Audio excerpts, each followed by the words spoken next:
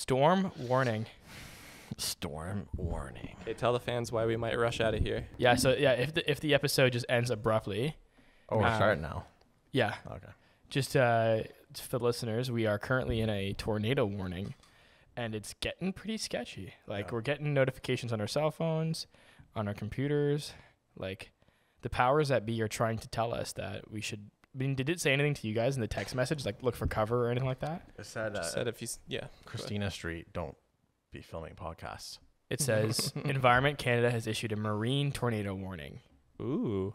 And we're like are often wrapped in rain and may not be visible. Take cover immediately if threatening weather approaches. So here, Lewis. Oh God! Oh my goodness, guys!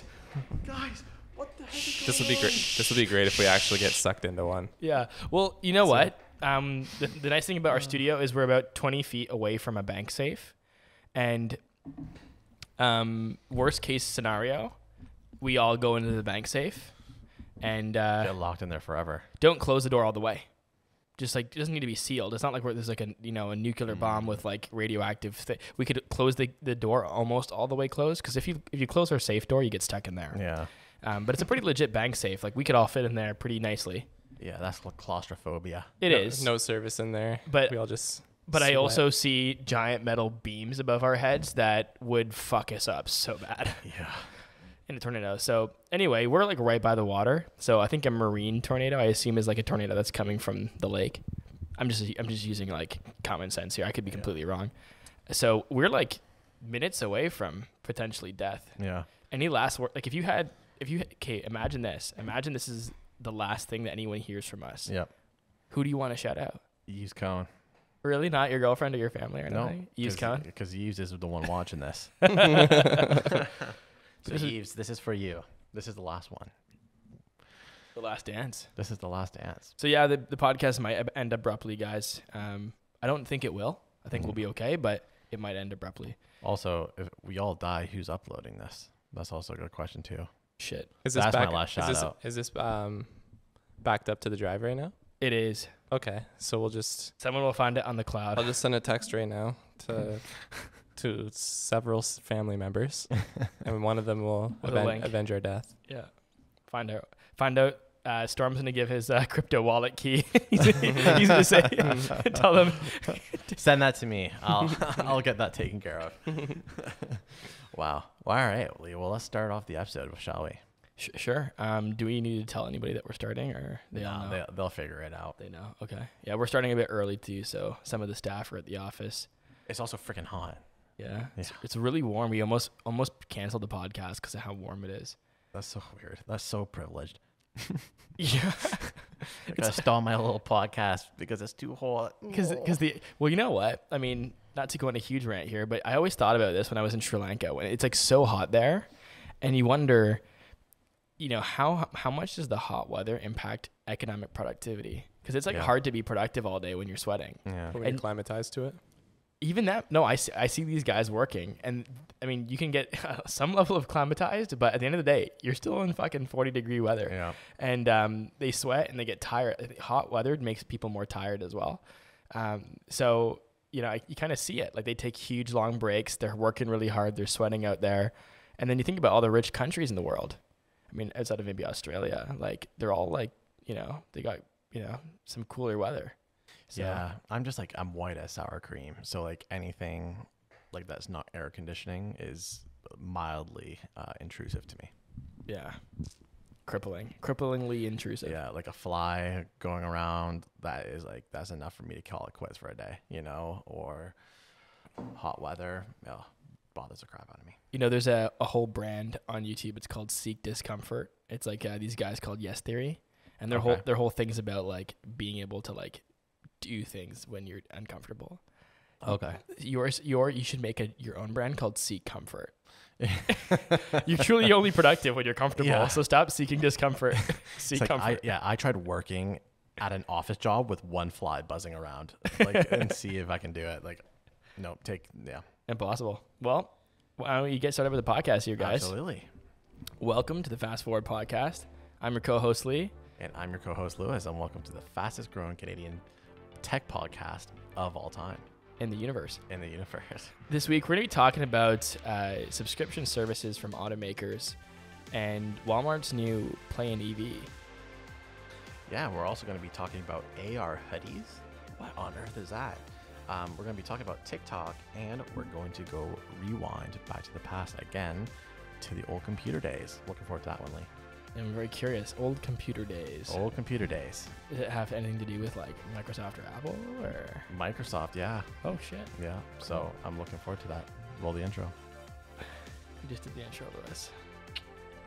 No, that's like the music that plays though, isn't it? No. Like, there's like a little bit of music afterwards. Lewis doesn't listen to the podcast. Yeah, can you listen to one episode of the pod, Lewis? What happens? What do you mean have I listened to it? I am listening to it live. I am the podcast. I am Sway. So first story today, car makers are starting to do subscription services. Okay. What does that mean to you? Without me explaining what happens here. So like maybe they have like a Sirius satellite radio or something. Like I can subscribe to Sirius. So that's been a thing, right? And that's why I thought this wasn't even that. I mean, it's I guess newsworthy this week because there wasn't a whole lot of tech news. Yeah. But yeah, you're right. Cars have had services like GPS or like the call support thing when you crash and you can like talk to somebody or whatever, and Sirius FM or whatever. And they've had these little different services in the past. And also when I go finance a car, they also kind of position all of the add-ons like monthly subscriptions. Yeah. So they're like, oh, do you want the universal AVX platform bundle? That's $15 per month. So they already kind of frame it in that way because that's how people, think of things today. It's in subscription fees. But apparently it's getting worse. So this is I don't know if this is real. Okay. This is from The Verge, this image. And it's a picture of a BMW and it says like high beam assistant, $10 a month, driving assistant, $35 a month, heated seats, $18 a month. But I don't know how that works. Does that mean like in the summer you can turn off your subscription for heated seats and then you don't pay for them and then you turn them back on and you pay? It's like all software. I think what it's doing is that it's called something. It's like they're gatekeeping it essentially, like as in feature gating. Yeah, feature gating. Yeah. So it's like, basically it means like it's already installed on there, but they're just not going to give it to you unless you pay. And that's super common with software, right? Like think of all the tools that we use that like have that feature and it's right there. We could see it, but we can't click on it it's like, sorry, you need to get the Guru subscription for this. Yeah, but imagine it's like them shipping you a physical product and then saying you can't use it. Kind of like a Peloton almost, right? Yeah. Which, well, actually, that's even worse. Well, I don't even know because you can't even use your Peloton without a subscription. I didn't know that. I thought it was just a bike you could bike with regardless. No, you can't bike with it unless you have the monthly subscription. Like it doesn't turn? Like the thing doesn't... Yeah, like it has to be online at all times. For it to work. Yeah. For you to bicycle, yeah. Without the training and all that. Like the thing doesn't... You're fucking kidding me. I'm not kidding you. That is so dumb. Yeah, but like... It's because what they did, it just is so stupid. And that's why, like... Are you sure about this? Yes, I am sure. Okay, that's crazy. And that's just what bothers me about this type of stuff is that I hate when they give you the hardware. They're like, this would be cool. And I think the reason I hate it so much is because it just so obviously works. Like, I just know that if I was sitting in my car right now on a cold winter day and I click on the heated seats button and it was like, for only try your 1 month free of heated seats premium and you can be able to I just know I would buy it in that moment. So it's just annoying. Well, so the example I was going to give is Tesla. So Tesla has autopilot in their cars and it costs like $10,000 I think now. And not everybody wants the autopilot. And I think it makes it hard to price the car with the feature in there. So they just turn it on with software if you pay for it. But also, I do believe that a lot of autopilot comes with like cloud-based software that you need to use as well with it, like the training. So true. It's not just physical stuff. They're not just gatekeeping the cameras on there and then they're like, all right, we'll turn it on, right? Oh yeah, it's true because it has to connect to the cloud to you're right. That makes sense. There is some software there, but either way, I guess to summarize my thoughts on this is I don't know if this is necessarily the part that fascinates me the most. I think the part that fascinates me even more is what I actually predict will be more commonplace, which is different entertainment subscriptions or services that you can get with cars. So when we talk about, and we've done this before, we talk about Tesla autonomy, things like getting a subscription to the Uber version of the Tesla ecosystem where you pay X amount per month, your car now gets to do autopilot and make money for you, or For sure. maybe it's a free subscription, but Tesla gets a cut. Or maybe it's like Tesla Entertainment. You're watching like Tesla subscription services. They buy some content and you get to watch that on inside there. Tesla's already rolled out a bunch of insurance plans in different states, so you can get insurance monthly subscriptions in a way to insurance services. So I think more companies will do that, and the reason is because if a car company like Tesla can say, you know what, somebody buys our car for, let's see, easy number, $50,000. But we make another $100,000 on that customer over the lifetime, with insurance, with the self-driving, blah, blah, blah. It means that they can actually give you that car for cheaper or no profit.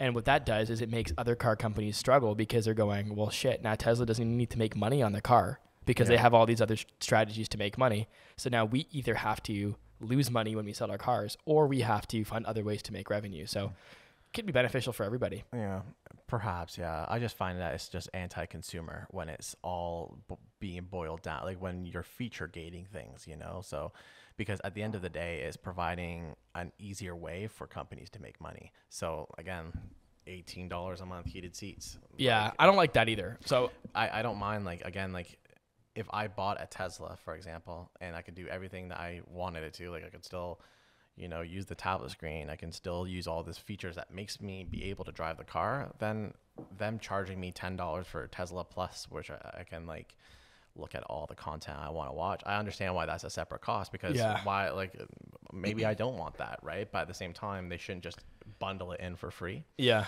It's just, heated seats, come on, you know what I mean? If it's in the car already, then just add it on to the price of the car. Yeah, and make it part of the experience. So that's what I think will happen. I agree with you. I don't like the whole feature gating, but I do like the idea of car companies being able to create other more ways of revenue to ecosystem, make the cars cheaper, insurance, content, gaming. I think gaming might be a huge one.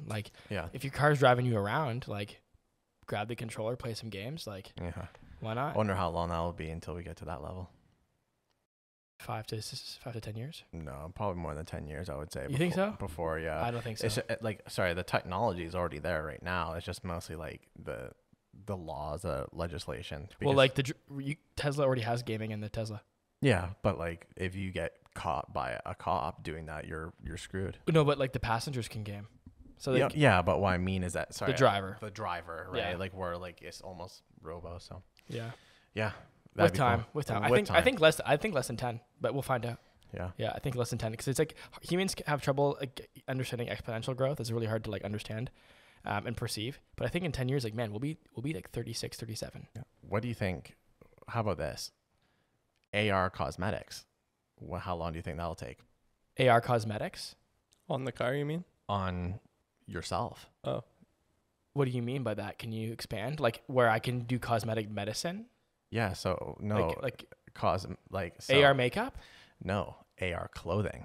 Oh. So Nike actually has this right here. So Nike and RTFKT. Artifact. Nice. Wow.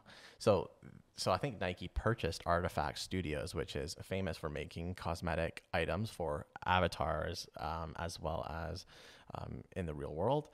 They are a Web3 based company. When Nike bought digital design studio Artifact, many wonder what their partnership would manifest. After a few Easter eggs, including a rotating digital black box, the swoosh revealed its newest collab, its first ever AR hoodie. The minting, so this is being distributed through an NFT. The minting will take place on July 21st and will be exclusively available to Clone X and Artifact X Nike Dunks Genesis Crypto Kicks holders. So wait, say that one more time. Yeah, literally. It'll be available to who? To Clone X people. So I think this is someone who owns an NFT. Storm, is that correct? Yeah, yeah.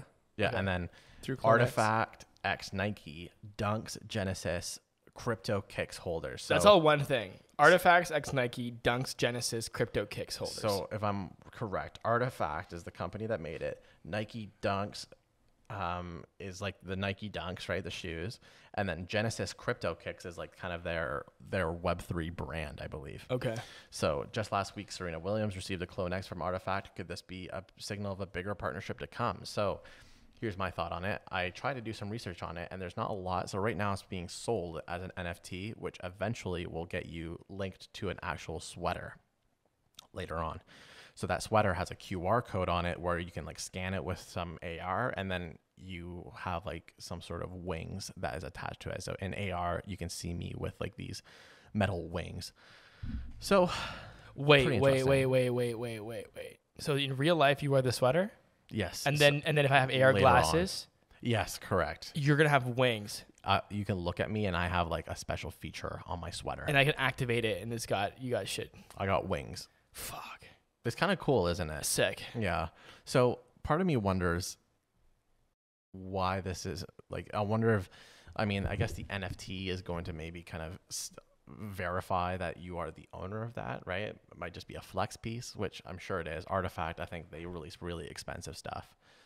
So You don't need the NFT component outside of the flex piece. yeah, Because like if you wanted AR clothing, you don't need to mint them on a blockchain. You could just have a QR code on the clothing. for sure. And If you want a Nike one though, piece of clothing from Nike. yeah, even Nike doesn't need to blockchain it to have a feature. For example, like Nike could print like But then everyone could just grab it, right? everyone could just. That's the idea, What do you mean right? everyone could grab it? Like if it wasn't blockchain based, then anybody could like rock it, right? Anyone could. So yeah, that's what I'm saying. So outside of the whole like clout, like limited edition collectible Yeah. piece, the AR component is just AR technology. Yeah. And it's for like it's like image target. So like the glasses or your phone sees the sweater and then runs the application.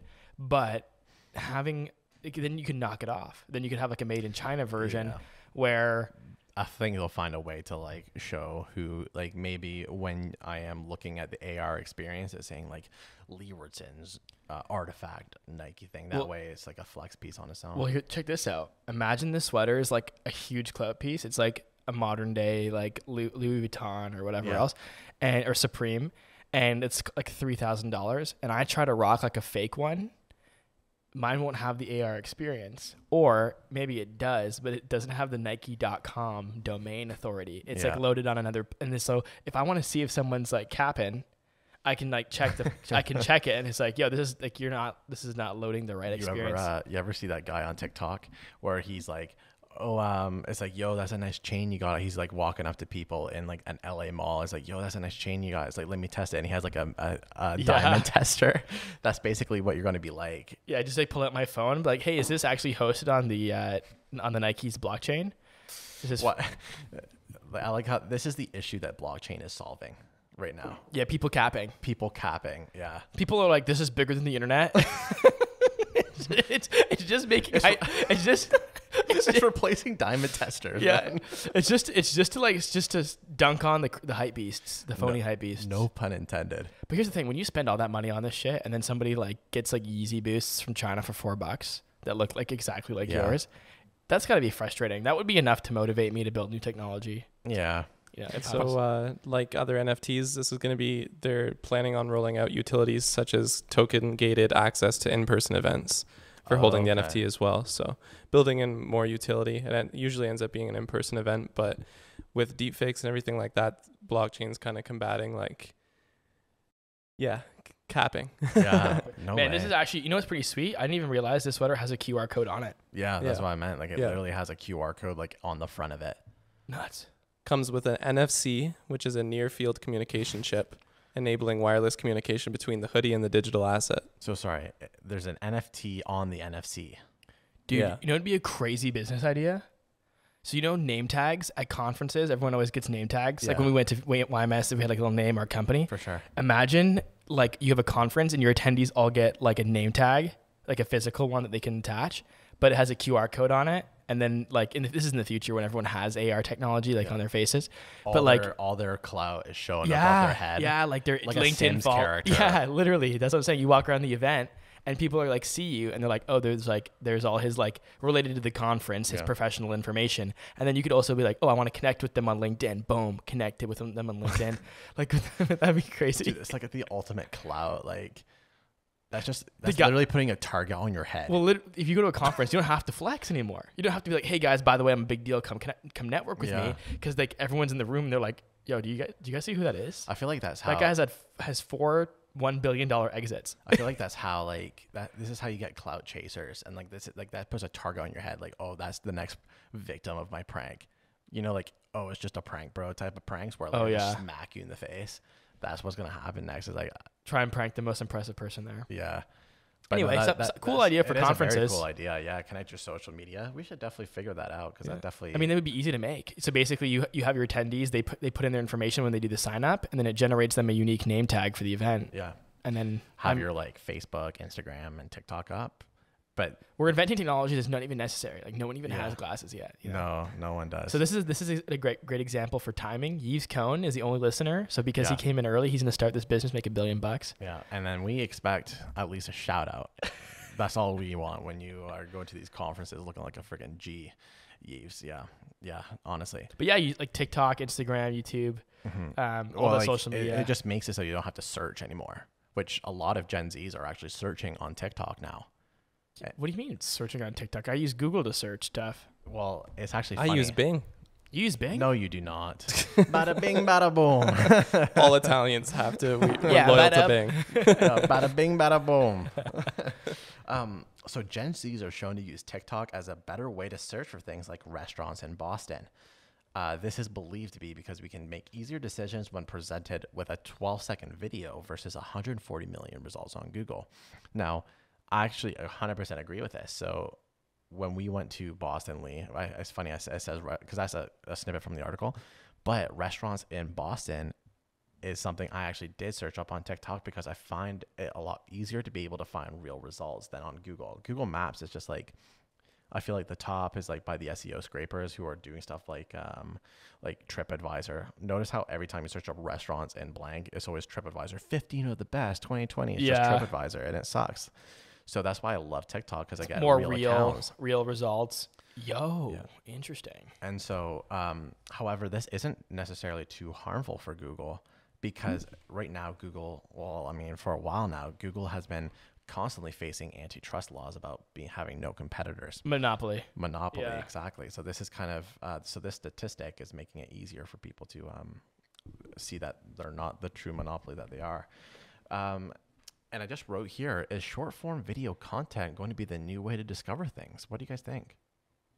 In some ways, for sure. I think if you're discovering something you're trying to learn, like before YouTube was like maybe where you would go watch a 10-minute tutorial where you might try and you might do organization hacks on TikTok instead and get like really fast short form content that'll teach you the same stuff. I was just thinking, because when you go and search something up, like restaurants in Boston, how long are you on the search page that you were invested in, probably not more than a minute. Yeah, that's true. So part of me thinks okay, well, for that minute, imagine if you're watching a high quality video instead, and it's more immersive and you get more information. Now, obviously, I do think that when it comes to things like news, I think written copy is a better way for you to digest the news in a more civil way than video. But for casual stuff like restaurants or I don't know, baby tips or something, right? Yeah. I feel like it's a really good way. So I don't know. Do they point to research? Was there a study that was done? Yes, they did. Yeah. So at a conference last week in Colorado, the Google SVP revealed that almost 40% of young people, when they're looking for a place for lunch, they don't go to Google Maps or search. They go to TikTok or Instagram. Wait, what percent? 40%? Yeah. Of young people, what's that age range look like? Well, I don't know. 18 to 24. Yeah. Yeah, initial research surveying U.S. users 18 to 24. They're spending 90 minutes a day on TikTok. Yeah. That's fucked. That's I understand why there's so much intimidation with TikTok. So here's my quick takeaway from this is that if there is an insane amount of money in Google, for agencies like our company that work in marketing, because businesses want to rank organically and they're also paying to have top placements on searches, right? Yeah. So when you do restaurants in Google, TripAdvisor has a whole business, and that's why they need to rank organically at the top of those lists. If you look at excursions to do in Boston, you might find that one of the local, arcades or museums might be running Google ads to try to get you there. If people are going to TikTok, is there any competition?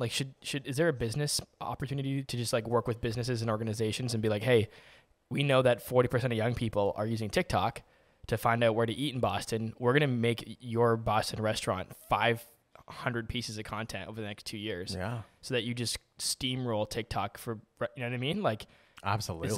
that should be, you know, a whole service category if it's getting that kind of search volume. Oh yeah. Well, think about how many like views some of these things get, right? And it's so fast. Like there's some people like there's this one restaurant that I want to visit. It's called Isola's. It's in Atlanta, I believe. Or no, yeah, in Atlanta, Georgia. It's just a good old like soul food buffet. That's all it is. Isola's. All they do is they show like little like, oh, here's what's on the menu today. You know, deep fried shrimp, deep fried, like just soul food, right? At its best. Yeah. And like it's viral. And then even over in the UK, there was Binley's Mega Chippy, which is just a chippy in the UK, right? It just sells fish and chips or chicken tenders, and it like went viral, and we're slammed. So businesses doing organic content makes a ton of sense because the search thing. Yeah. But I think a level up would be, you know, a company making like 5 or 6 tourism accounts. Yeah.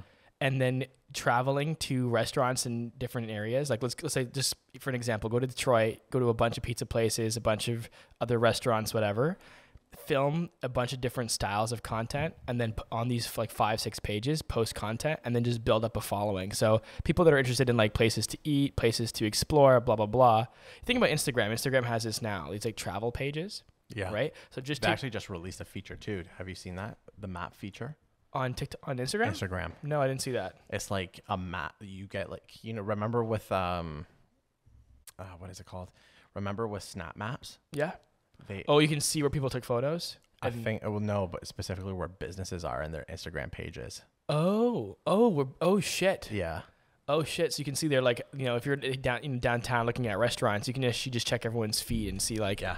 That's awesome. But yeah, basically what I'm saying is like there's a business here where you're just creating a bunch of travel pages on TikTok, because then your content will rank when someone goes to restaurants in Boston is the search. Yeah. And you could charge these restaurants in Boston, like, hey, I'm going to come to your restaurant and do a feature for you, $500, right? And then just do like 5 of those a day. That's a game right there. For sure. So not for me, but just for Yee's Cone. For Yee's, yeah.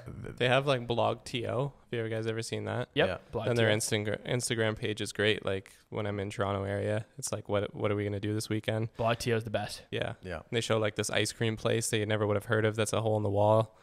Then it gives you places to go, right? So Blog TO is tourism funded. Yeah. So it's like part of their tourism board that Yeah. they that's how they operate that. But just imagine a bunch of privately owned Blog TOs that are like, but not just to Toronto, because like you know Blog TO when you go to Toronto, but we're nearby. But can you tell me like what's the one in Detroit or the one in, right? No idea. So imagine you had one page that just posted about everywhere that you followed, right? Yeah. All the major cities or whatever else. Yeah. Well, it's important to go local anyway, right? You don't want to be going to the big places like big corporations, Amazon, Walmart, whatever.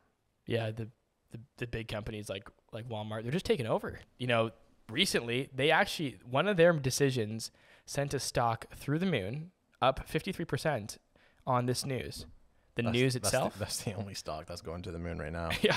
Do you want to hear the news? I'd love to hear the news, Lee. Walmart is buying 4.5 thousand canoes. And these aren't the canoes that you're thinking about when I say canoes. I was gonna say, why would they buy canoes? Where are they going swimming? Yeah, because they're now doing delivery by river. No, actually, so not canoe the boat. It's actually the electric vehicle that's used for deliveries. So No way. I'm Yeah. looking at it right now. take a look at this thing. What does it look like to you? The blue pill? It looks like a blue pill. Yeah. And not Viagra. This vehicle won't get you hard. It will get you your groceries. That might get aroused by it getting me my groceries. I mean, So this is a pretty big deal. This pretty big peel. You know, nice. I mean, I don't know. I don't even have too much to say about this. No. But what's interesting is they went with this company Canoo to get electric delivery vehicles. So right now, I mean, do you do Walmart pickup? I do. Yeah. So I usually do Superstore. Superstore. I do both. I do. Yeah, both me too. Yeah. It's amazing. I like Walmart's experience better. You do? Oh, significantly. Walmart doesn't charge for pickup unless it's like a rush. So Superstore costs like $5. $2, but still like $2. Wait, $2? Maybe if you're a PC member or something like that. Well, like You have just to sign be. up for a free account. True. Right? But and you have to sign up an account for a Walmart too. You know what? It's not $2. It is $2. No. Because last time it was $2. Nope. I did it like 2 weeks ago, and I know it was $5. I did it last week. Okay, fact checking. But anyway, Typical Domino's lover. the other thing that I hate about, not to go on a tangent here, but about the Superstore pickup is that the substitutions suck. Walmart has this thing: if they don't have what you want, they will give you whatever is equivalent to it, and they will not charge you extra. Oh. So, for example, if you want to get burgers, and the only way they can give you the burger that you wanted was with the pack that has twice as many burgers. They'll give you the pack with twice as many burgers. They won't charge you more. Where Superstore, if they don't have what you want, they'll give you the bigger thing, but then they'll charge you for it. Yeah. So basically, I should hit you guys up when you're ordering, and you tell me what's out of stock, and then I can order those things and get upgrades. So you know what's hilarious? I told Kayla this. I was like, I'm gonna go into Walmart and see what's out of stock, and then I'm gonna order the shit that's out of stock. It's in the back. Yeah, and I know, because I know they don't have it, right? Like, because you're probably gonna take all the shit that you want and like throw it on top of the freezer so that nobody sees it. That's how cheap you are. You're like, all right, Kayla, I'm gonna go in and you buy out the original supply.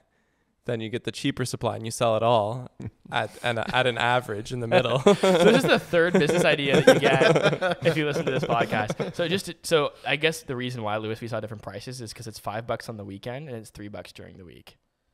So Friday, Saturday, Sunday is $5. That's why. Okay. So anyway, so we were both kind of, well, you were wrong because you said 2, but I mean, I mean, we don't need to get into You're the about to like compromise and like come together on that one, and but you were still wrong. I'm sorry. But yeah, what do you think about this? What do you think about this electric vehicle, this Canoo? I think fuck you. That's what. No, I think the vehicle is really cool. From the looks of it right now, it kind of looks like one of those white vans, but modernized electric. Like a hippie van. Yeah. I was thinking like the pedo vans, but yeah, like something similar to that. Okay, I got you. And so it looks really cool. I think they look really neat, and I'm excited to see how it goes. Like, I mean, there's not really much else you can say. Like, cool. Here's what I'm gonna do. I'm gonna send you guys pictures of the actual official. Like, I've actually been familiar with this vehicle because it's an EV. Okay. And I saw it before, and I didn't see it in this form, the way that Walmart's looking at it. Here, I'll send you the link right now. So click the link. This vehicle actually is pretty cool, and it's very much a utility design. Yeah. So it's got this, like, for our listeners that are not seeing what we're looking at, it looks like an oval, like a pill. Yeah. And then it's on the inside. Take a look at the interior. It looks so badass. Yeah. I kind of want one of these instead of a Tesla. Yeah, this is like, if you want to, like, if you're like a camper, or like you move a lot of stuff, like, this is a pretty, and I don't know what the price is, but $35,000. No, it's not. Yeah.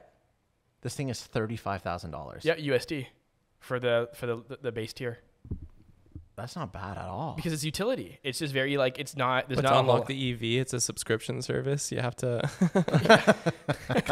It does not move until you until you enter the $100 bill. Yeah. Wow, that's not. Honestly, really cool car. I mean, especially when it's at that cheap end. I wonder what other cheap end car manufacturers are going to do. So they've got like 4 versions of this. They have the delivery version, the base version, the premium version, and the adventure version. So they have different prices. I don't know how much. Yeah. The adventure one looks really cool, but what are other car companies doing in this space right now? For deliveries?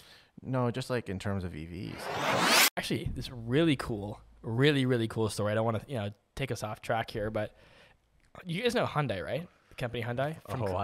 I have gone through my fair share of Hyundais. Well, do you guys remember back in the day when Apple, there was rumored to be buying Hyundai or partnering with them on the Apple Car? Oh, I've heard it many times, yeah. I think they went and tried to like build their whole future lineup without them, because they recently released this like iconic 7, I think it's called, and it's Hyundai's trying to do it without Apple? Hyundai's building the Apple Car on their own. No way. Yeah. And anyway, they this week they had destroyed the EV headlines with these cars. They're just doing a phenomenal job. I think Hyundai's actually number 2 now in America for EV market share. Okay. So they're just absolutely killing it with the EVs. But take a look, guys, at this sexy car. It's a concept, but god damn it, guys. I mean, it's pretty nice. It doesn't. I mean, when you bring up Apple Car, it doesn't look like something an Apple Car would look like. No, look up the Iconic 7. I just got Ronaldo when I look it up. Actually, sorry, it's the Iconic 6, and you have to type it with a Q. Iconic with a Q. I'm like, how do you type 6 with a Q? Okay. Oh, okay. That looks something more like an Apple Car would look like. Yeah. So this is the one that people are saying. Oh wait, yeah, it's Ionic. Sorry, my bad, guys. My bad. Hilarious. I saw the Q. I don't know. Are you sure it wasn't $2? I'm a bit dyslexic. A bit dyslexic. A bit Delexus. Delexus. Which brings us to our next car. No. Could you imagine? But yeah, like this. So that new Ionic 6, I mean, like super sci-fi, like very much looks like a car that Apple would make. Yeah. It looks like the pawn that I choose in Monopoly. I can't remember is there a car? Oh, the car. Yeah, I don't know if Yeah, it just feels like that. No, to me, it's the same style. It's the same style. It's I like it a lot. It looks really nice. Yeah. So Hyundai's really crushing it with this. But that the one I sent you guys, that concept car, it's called the Envision 74. Okay. It's based off the DeLorean. Yeah, I was gonna say that's. Wow. I was literally gonna say that. Back to the Future vibes. Yeah, this is like a super, vaporwave, like crypto punk fucking NFT. Yeah, like this is gonna be the crypto bros car of choice. Yeah, probably. Like that's how they tell you that we're living in the past. They pull out of their like DeLorean concept car and they're like, "Yo, like bro, you're still Web 2." Like with their like AR glasses and AR glasses, AR hoodie, yeah, Nike. Jeez, man, that is a beautiful looking car. Back to the Future. Fast forward to the future. Fast forward to the future. Is Back to the Future on any streaming services? Last time I checked, I couldn't find it on. The last time I watched it was on Netflix. Oh, really? Well, Yeah. Netflix kind of sucks now. Well, did you know that they actually recently lost almost 1 million subscribers? And they're 1 million subscribers. How much does a subscription cost? I don't even know anymore. Like 15 bones? 15 bones, yeah. 15 bones times 1 million. 15 Canadian bones? Yeah, 15 Canadian bones. So it's like 15 $10. I dog think it's bones. $10 in America. And anyway, I guess here's the thing though, the stock price went up. Really? Yeah, because they actually told and here's the thing, is this CEO playing like 4D chess here? Because he told everybody he was going to lose 2 million, right? Oh. And then they only lost 1 million, not even 1 million, Yeah. like 900 something thousand subscribers. So everyone was like, you lost 5 times as many subscribers as the previous quarter, but it wasn't as bad as he told us it was going to be. Yeah. So the stock price went up. He's doing what's it called? He's doing the Gary V effect, where it's like pretend your kids get shot in the face every single day, just so that every day is a good day. Yeah. The crazy thing is they're also expecting to gain 1 million subscribers next quarter. Well, didn't they just announced that they were, didn't they just announce that they were doing some ad supported? We talked about that last week, right? Yep. Yeah. So With Microsoft. yeah, with Microsoft. So that's pretty interesting to see. Yeah, because they're gonna add a bunch of new subscribers maybe on that free tier. I'm curious to see how that ad supported model works. Yeah. Ad supported models. You know what? Always really successful are ad supported models, Lee. You know what? What's also pretty crazy? What? Another company is getting into content. Mm-hmm. Not as big as Netflix, but it starts with an N. Famous company, Nintendo. Oh. Nintendo bought a animation studio. Yeah, I saw that. Do you see that? I thought it was like anime stuff though. It is anime, but it's Oh, animation. okay. Anime is animation. And Sorry, yeah. And the reason they bought it, I mean, guess how much they bought the studio for? Put a random price, both of you guys. 80 million. Storm, 50 million. you want to know how wrong you guys are? They bought it for $2. $250,000. 250,000? Yeah, that's how small of a studio they purchased. Dude, that doesn't even cost. That wouldn't even cover my Adobe cost that year. I don't get it. And these idiots freaking sold their company for $250,000. $250,000 they US bought. dollars, yeah. Is that not crazy? I was expecting in the millions for sure. I just You said 80 million. because You were literally Nintendo, like 320 times the actual number. This is the GOAT of video games, essentially. Like, I don't even think there's any other company that comes close. They have to the them. biggest IP, second to Disney. Yeah. So who are you gonna try? Like, I would have literally thought Nintendo would have bought Pixar up. Yeah. You know? Yeah, they bought a relatively unknown company. Relatively unknown? Yeah. $250,000? Dude, that's like... They're a small company. They're a small studio. Dude, they spend more on like a salary for a software engineer probably. It's called Dynamo Pictures. They're a Japanese-based company. The acquisition was expected to cost... is expected to cost 34.5 million Japanese yen, which is the equivalent of $250,000. Damn. Wow. Absolutely nice. Well, props to them for doing that. I mean, hopefully everyone's happy. Why do you think Nintendo did that? I mean, let's not talk about why they purchased such a small company. Maybe they just want to do more of their own investment. They wanted like a company to start from. They didn't want to start from zero. I have a feeling it might be because they want to like improve their games a little bit more, like maybe the animation within the game. So you don't think this is for film? This is a film studio. They've worked on movies. Mm-hmm. Yeah, but like it's the same thing nowadays, right? True. If you want to make games or movies, like you're using the same engines. You're using Interesting. you're. I just like here's the thing. Animation right now is like so hard to get into, right? Like you have like DreamWorks Pictures, you have Pixar, like you have two conglomerates that like their budgets for these types of films is crazy. You think Nintendo is going to use some sort of like small company with their goats? True, with their goat IP. Yeah. You make a good point. I thought maybe they were going to just say, listen, we're going to buy this company for $250,000 and then we're going to put our own money into scaling it into a Pixar. Yeah. Hey, because they're pretty frugal. They're frugal. Nintendo knows how to make profit. Yeah. Oh yeah. But like, that's next level frugal. I feel like if they want to, yeah. What's the point of buying a company that small? Yeah. It doesn't make sense. They have a lot of like anime looking games, right? They have like the Advance War series. They have like Chibi Robo. Like they have a bunch of these looking, like IPs that are like very they look Japanese AF. Yeah. So that's probably what it's for. I would you know assume what? so. You know, you're probably right. Maybe even, do you know what would be kind of cool?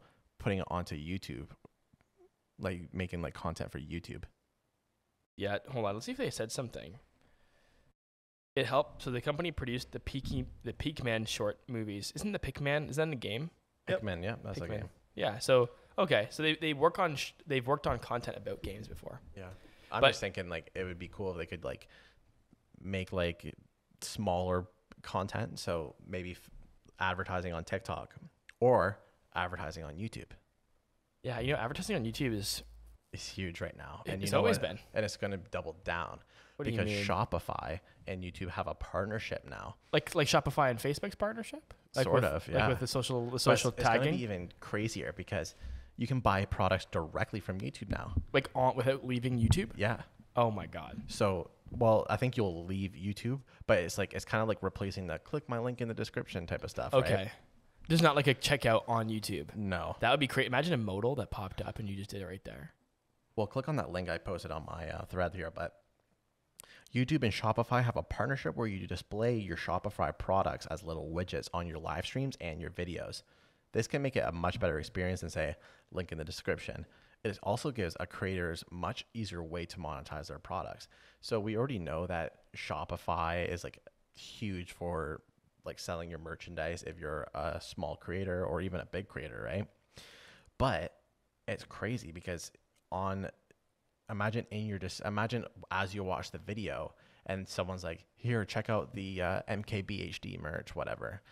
A little modal pops up where you can see a preview of what the merch looks like versus like having to click on the link. Like it's kind of like a weird conversion, the way you have to go onto the description and everything. So you know what? It can only make selling as an influencer more effective. Yeah. It can only make that like featuring companies' products in your videos more effective. It would be cool if you could pay right on Google.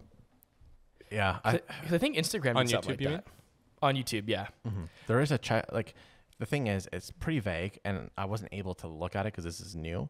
But there, on the widgets, it does say checkout on it. I don't know if that's just going to be a link directly to the checkout page, which I would assume would probably be it. But that would be so cool if I could just hit checkout. It just buys it. Like, right why there. does Shopify need you to go to their website? You've already decided you want to purchase the product. You just saw a video about it. You're looking at the pictures. You just put in your It says $22, credit card details, Apple Pay. Put in your shipping details, done. Yeah. But just maybe like having all that in a widget, right? The shipping, billing info. I mean, I understand it's a bit tough. It's a bit tough. This has got to replace like the shopping channel, where they're just you just True. go on go on a live stream and then all the products are popping up like that. Right now on Yeah. TikTok, there's like so many different accounts where it's like Amazon products, you need to buy part like 400, and I'm not even lying, it'll be like part 400.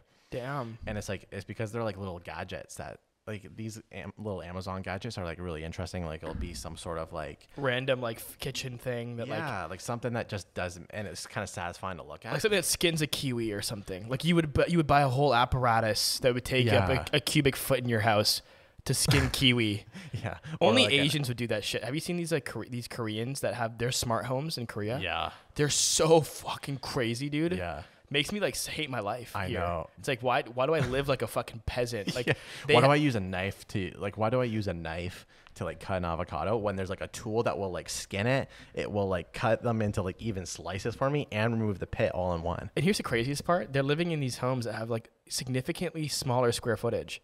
They like show up in their apartment and they have like a foot massager and like they have like a thing that disinfects their toothbrush. Yeah. Oh, and the like it's like something that they put their like fruit in, and it just vibrates or something. But somehow like you know what I'm talking about? Yeah, it's like it like vibrates and does blue light and somehow Yeah. like makes it like safer. Like dude, they have so many contraptions. It's crazy. It's all because of the Amazon associates. Because that's like at the end you can just be like, oh yeah, just link in my bio if you want to buy this, right? Freaking there's Tons of money there. Tons of money there. Tons of money. I thought of a unique thing. I don't know if this is actually would be allowed to do with the Shopify YouTube collab, but say like Usain Bolt is dropping merch. It's like you got to be as fast as Usain Bolt to get it. And then the widget just moves around the video and then you're clicking it and then you're actually pausing the video because you're missing the widget. But then like whoever gets through the link first actually gets the shot first or something. Interactive shopping. That's hilarious. Yeah, I feel like the website, the landing page made it seem like it's going to be still in the description. It's just not going to be I don't think it's going to be like an embed on the video. I don't know why. I guess maybe because it's technically more to start out maybe. Yeah. Maybe it evolves. Yeah. Who knows? But like lots of things evolve over time, right? Like even think about Windows, which brings us to our rewind. So on July 22nd, 1980, representatives from an IBM facility in Boca Raton, Florida, sorry, that was probably wrong, where a small group of engineers were secretly developing the IBM PC, meet with Bill Gates and Steve Ballmer of Microsoft to discuss licensing software and an operating system for the still developing PC. Not having an operating system to offer IBM, Microsoft will eventually buy the rights to the QDOS 86DOS from Seattle Computing Products, which they in turn licensed to IBM as PC-DOS, and later licensed to PC clone makers as MS-DOS. This alliance between IBM and Microsoft forms one of the most dominant platforms in the history of computing, which goes on to crush nearly all other PC platforms in the 80s and 90s. Ironically, this platform nearly crushes IBM itself as they lost control of the platform to PC clone makers and Microsoft. So, in layman's I was going to say in layman's terms, what happened there? Yeah. So what do those words mean? It sounded like IBM had a very powerful hardware computer, and Microsoft had had Windows at the time. But hold on, did they? Because it said, Microsoft. Not having an operating system to offer IBM, Microsoft will eventually buy the rights to QDOS from Seattle Computing Companies. So did they go and buy an operating system because they didn't have one to give? And they bought an operating system and then remade it into MS-DOS. Oh, so they just arbitraged there. IBM wanted something and was willing to pay the money. They found it from somebody else.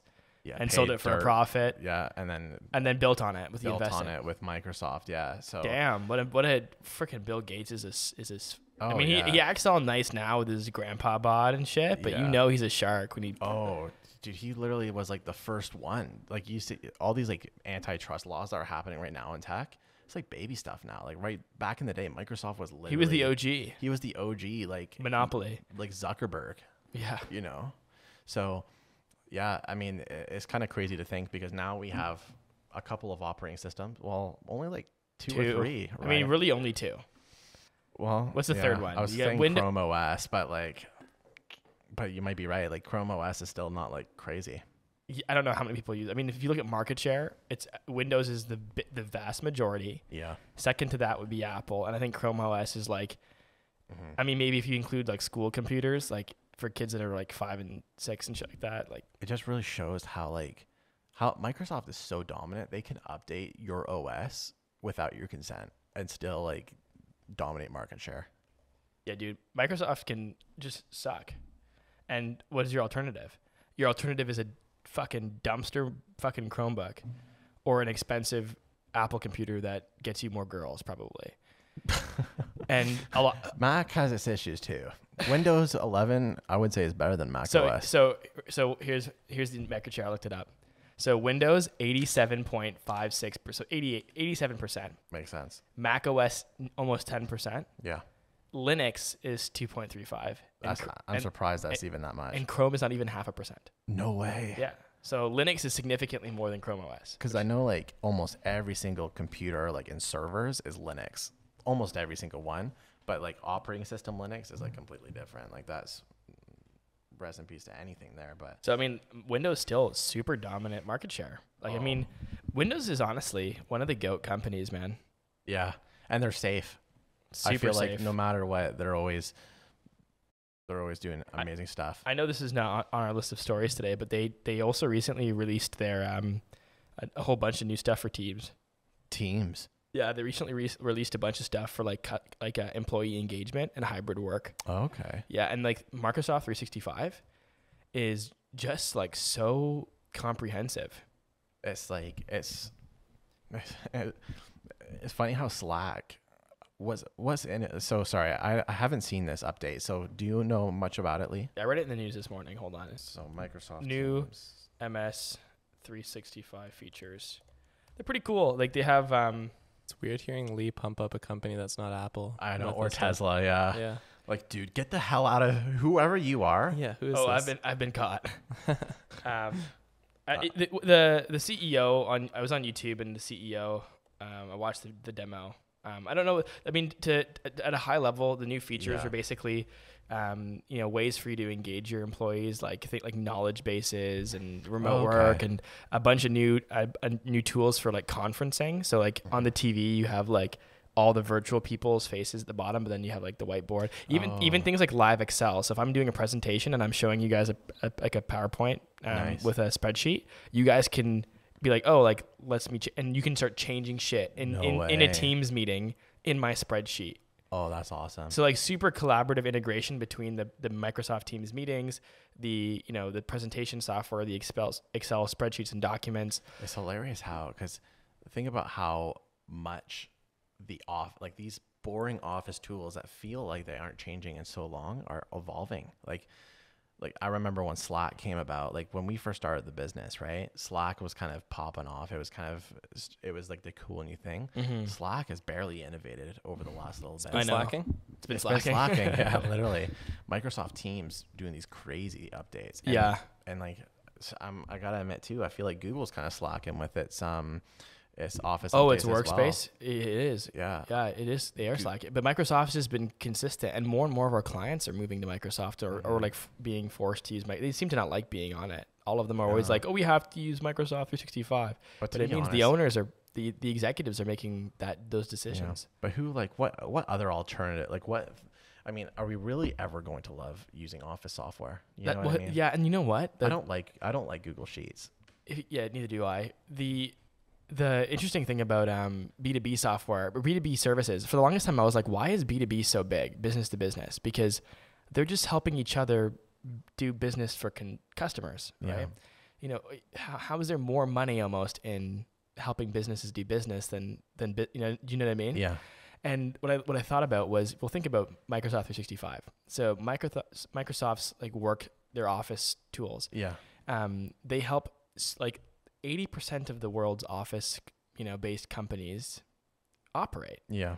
Where if you're, any like direct to consumer industry, it's usually a niche, like you're providing entertainment or you're providing, some kind of products or fashion or food, but all those companies are run on. Yeah. So it's crazy how safe of a company Microsoft is. And that's just like one avenue. They've got gaming. They've got, and now they're the partner with, Netflix for advertising. They also have their Azure software, which is like is really starting to become a dominant market share in the cloud computing industry. Which I think they've been climbing compared to AWS over the last 10 years. Yeah, so it's honestly pretty impressive. They're making some quick snips. They're boring, but so there's no I in Teamsly, but there is in snips. So the government is cracking down on car fart noises. This is what's important to our government. Fart noises in electric cars. So the government said that your electric vehicle can't sound like a fart noise. So what noise can it make? The fart noises. The government thinks that EVs are farting. Yeah. There we go. Why is this a thing? The government thinks that EVs sound like farts? No, it's not that. It's like, because you know how you can change, like there's a viral TikTok account about this, about how you can like change the sound your car honk makes when you plug in a USB. So some people do like an inappropriate one. They'll be like, yes, daddy, or something like that, like when they hit the honk button. That's hilarious. But I think what they're saying is that like it has to be something that is like clear to, because I'm not reading it right here, but here's something. Maybe the frequency that a fart comes out is not heard. It's not people can't hear them. Yeah. They could be silent, like a dog whistle. Silent but deadly. Right? If you can't hear someone's fart honk and then you get hit by the car. That is literally the definition of silent but deadly fart. Dude, that was epic. We're done there, man. That's the snap, man. Yep. Silent but deadly. Yo, that's a fucking clip right there. Yep. All right, next. All right. This is a pretty funny story. So you know that company Mischief? Oh, love them. MSCH. They're always doing crazy stuff. They just do something random and exciting, but they've just got the clout now to make it happen, and they execute. And I don't know how they make money exactly, but this is a hilarious thing they did here. So it's a Brooklyn-based art collective, and they launched an ice cream truck that serves Eat the Rich popsicles, featuring faces of Jeff Bezos, Elon Musk, and Mark Zuckerberg. $10 a piece. It seems like only the rich can eat the rich at those prices. I know. Like, who can afford a $10 popsicle? Oh, because it's definitely a novelty. You know, that's awesome. Well, it's funny because they're also the ones behind the Jesus shoes, right? So many things are behind. And the devil shoes too. I'm pretty sure. I'm sure they're behind both, as well as the what is it? The faded out cash. You saw that one? It's like a cat, like the cash that you see on like GTA, where it's like kind of blurry and it's on the ground. They made it in real life. Oh wow! Yeah, it's pretty cool. They've now done. Let me take a look here. They just know how to go viral, and this is like a viral idea where you can like how often do we see Elon Musk, Mark Zuckerberg, Jeff Bezos in the news for being obscenely rich, and then we see especially in the last 5 to 6 years, I feel like I've seen Eat the Rich constantly. So it's a really cool play on that term. 84 different drops they've done, or 84 different drops. That's so awesome. I'm jealous. I wish I can do that. And you know what it is? It's a Brooklyn-based creative collective. So I think what it is like, it's not really a company. It's like a group of people that are like collectively coming up with these ideas. Yeah. And then a few of them are collaborating on them at once. So it's not like Mr. Beast, I think, might be part of it. Mr. Beast is part of Mischief? Well, because they did the app. Like you remember Keep Your Finger on the Phone? Yeah. Like they did that app. Oh. So they're doing a lot of cool stuff. I feel like it's like a mix of like art people with like viral social media influencers. And technical people and marketing people. Like just so cool. What a cool thing. Why don't we our name is also missing the vowels. So why don't we just do it? 84 drops. 84 drops. You know why? Because we have to serve our clients. Just looking at the picture, who do you think is the tastiest looking popsicle? Oh, Mark Zuckerberg looks delicious. Click on it. It'll zoom in a bit. Okay. Honestly, some of them look kind of gross. Sorry, Bill Gates with that. Like, gray should never be in a popsicle. Yeah. Honestly, like Mark looks tasty because he's got a lot of pink on his face, his nose and his ears. Like, looks like a lot of like flavor. And also, I just feel like his blue eyes and there's more color there. But you know what's cool though is that if the skin flavor tastes the best, then Jack Ma would be the best flavor, because look at that forehead, dude. That is they did Jack Ma dirty with that, eh? They just his forehead's. I mean, his forehead's genetics. Mother Nature did Jack Ma dirty, dude. So if Zuckerberg's a flavor, I think he's blueberry. I think he's vanilla. because he kind of like looks like he's kind of like an AI version of a human. Yeah, it's vanilla. I get so that. vanilla. Yeah. Zuck is vanilla. What about Elon Musk? Let's see here. I feel like he tastes like pralines and cream. Why pralines and cream? I don't know, because he's a sweetheart. Yo, that's so sus. Like it's his head, not it's not down there. Okay.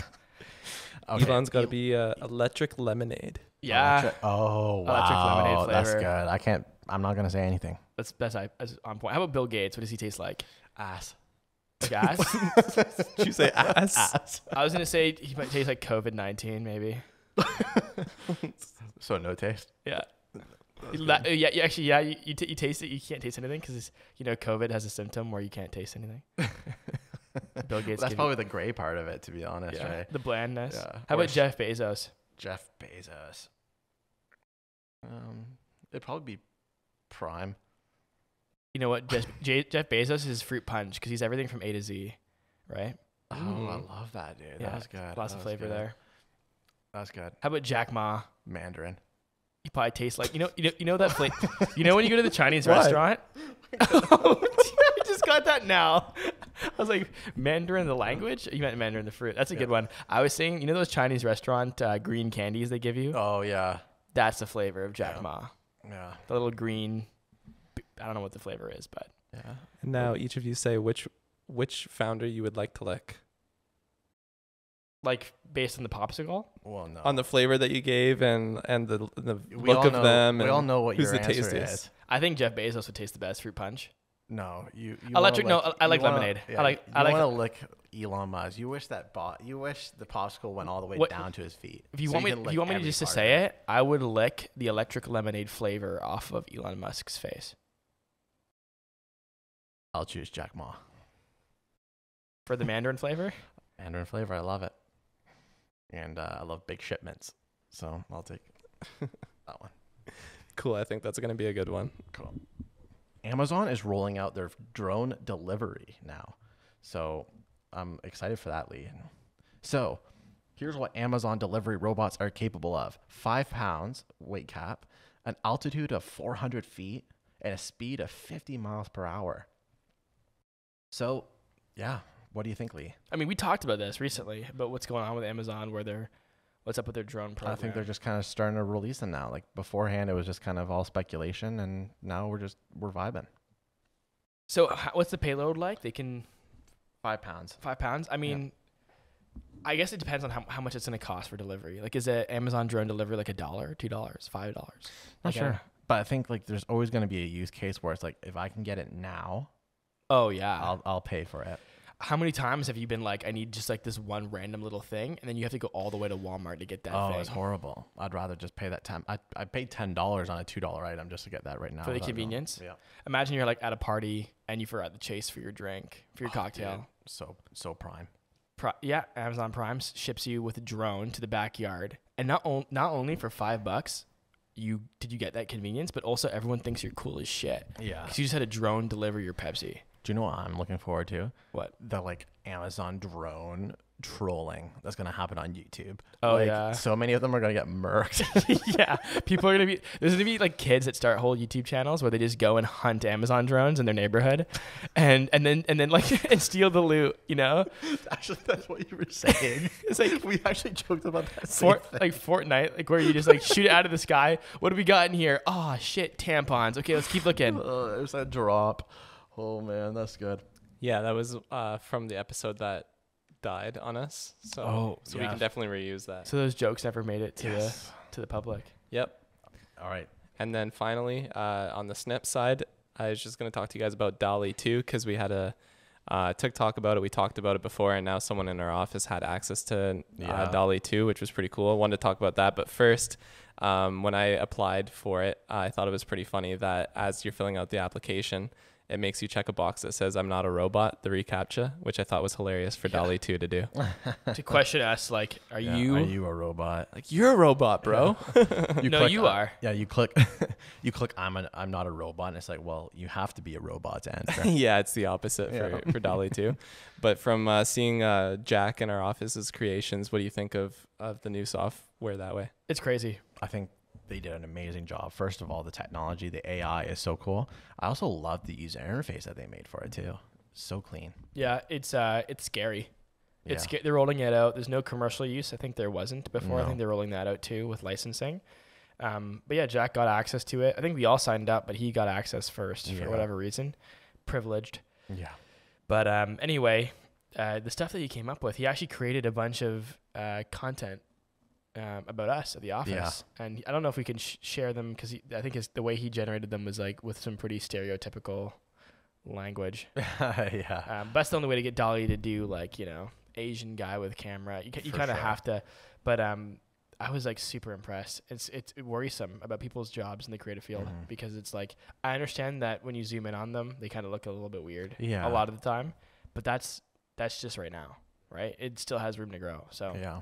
But at the same scary. time too, it's like it's doing what I think it needs to do. You know what I mean? Like no one wants to keep paying the crazy commission rates that it costs to make a simple drawing, for example. So I feel like something like Dall-e 2 will be a good thing for that niche. So I thought it was really interesting. Even as inspiration, like I think artists, and especially like artists that are not as developed, they have someone request them like, hey, can you put a robot on a skateboard at Town Square eating a strawberry smoothie? Yeah. They have to start thinking about, okay, where in Town Square? What's the pose? What's the depth look like? Is it from above? Is it from below? What are the lines, the aspect ratio? If you ask Dall-e to do it, Dall-e will churn out these like, C+ images that you can be like, oh, you know what? I actually like how they did this, this, and that. And you can start to use it as inspiration even to just get moving quicker. Yeah. Drag them into your project on your iPad and start using them as, to trace them, take inspiration from them, Photoshop them. Do you know what kind of files they provide? Dall-e provides you, is it just like a PNG or a JPEG? Like a PNG, yeah, or a JPEG, one or the other, like standard image format. Interesting. Yeah, it's really cool. Sweet. Now we'll move on to the meme. Meme time. What you got? I have, you might have seen it in the other one because I put it accidentally not in the meme. I didn't play it. I saw it. I didn't play it. But it's, the meme is Netflix only loses 970,000 subscribers in second quarter after warning of a loss of 2 million. And then someone put, I believe this is from The Boys. That's so funny, man. Is that where this is from? It's I don't watch the show. I haven't seen it. I haven't seen it either. Okay, but it's kind of like him, like happy, but also like he's confused. He's like kind of shocked, and then he's like, "Wait, oh yeah." Then he laughs. Oh, everything's okay. And he's like, "Okay," and he like kind of rolls with it, kind of thing. Yeah. But that's literally that's either he planned for it or he was surprised and that was his reaction. I think that's what it is, surprise, and he's like kind of like blowing it off, like that's like that's on purpose, like applause now type of thing. Yep. And then the second meme was in episode 18, RIP. But me keeping an eye out for Amazon drones to get some free loot. Oh wow, that was brought it back. And you know what? And to bring it back, you guys know Joji, the artist. So yeah, you were telling us this in the last episode, that in the Dead episode. This is Filthy Frank. Yeah. Yeah, but I didn't realize that this YouTube creator was also the musician Joji. Yeah, correct. Kind of fucking crazy. Yeah, well, like this is very like this kind of content that he was making on YouTube would not fly on YouTube nowadays. It's like the most rude, vulgar thing you'll ever see on YouTube. And now he's he's shooting drones out of the sky. Now he's according to this meme. So yeah, now he's Joji. Epic. All right, well, that was a great meme storm. I love that meme. Thanks, guys. As usual. As usual, yeah. Appreciate it. You got some great memes. Well, thank you for listening, everybody. If you are a fan of this podcast and enjoy listening, make sure you rate us 5-star wherever you're listening to this. That be Spotify, Apple Music, or wherever you're listening. If you want to give us a follow, you can follow us on all social channels where we post funny little clips, like on our TikTok, our YouTube, and Instagram. Give us a follow there. And yeah, anything else, Lee, that you want to describe? Oh, thanks you for listening, and we'll see you guys next week. See you guys next week. Wait. Wait. Next week's storm's gone. Yep. And if you're listening right now, we've got the storm should be gone too. The tornado that we're fearful of while listening to Yeah. making this podcast. We lasted. Both storms should hopefully be gone. Not hopefully. Well, not you. I'm hoping that I'm going to be on vacation. Yeah. No offense to you guys. Yeah. So storm's gonna be gone for 2 whole weeks, and the podcast is not gonna pause. Not that we shouldn't maybe. We love storm. We love storm, but we want to keep the momentum going. And we just passed 20 episodes recently, and we decided, after 20, we're gonna start playing around with the format. So we're gonna have 2 special guests joining us for episode 22 and 23. Love it. So stay tuned for that. And I think we're also gonna do a different seat, like a set. Like right now we're in the boardroom at the office. Mm-hmm. We're gonna be doing it in a different spot too. So if you watch us on YouTube, stay tuned for that as well. Awesome. Love it, guys. See you guys next week. Have a great day and keep fasting forward.